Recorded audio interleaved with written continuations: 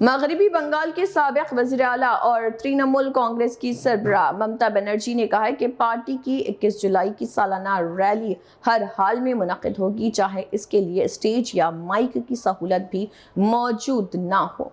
ममता बनर्जी ने कहा है कि किसी भी रुकावट के बावजूद पार्टी कारकुनों का हौसला बुलंद है और रैली अपने मुकर्ररा प्रोग्राम के मुताबिक मुनक़िद की जाएगी।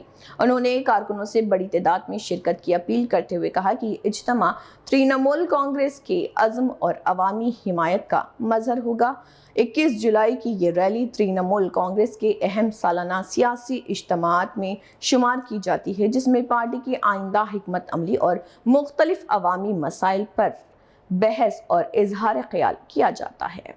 आज के 21 जुलाई स्थान জায়গা সময় আবার আপনাদের একবার জানাচ্ছি, মাননীয় আদালতের রায়, এই সরকার আমাদের পারমিশন দেয়নি।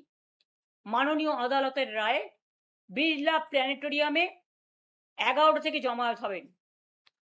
সভা আমরা 3টে পর্যন্ত চালাবো। শহীদ পরিবারদেরও বলবো দয়া করে আসবেন।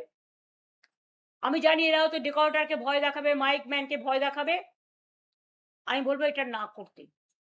প্রশাসন যেন নিরপেক্ষভাবে কাজ করেন, এটুকু আমাদের অনুরোধ থাকবে। আর তারপরেও যদি মনে করেন এটাও করবেন, তাহলে জেনে রাখবেন আমরা কিন্তু খালি গলাতেও বক্তৃতা দিতে পারি।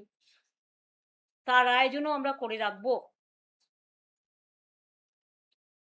দরকার হলে রিকশায় দাঁড়িয়েও মিটিং হবে,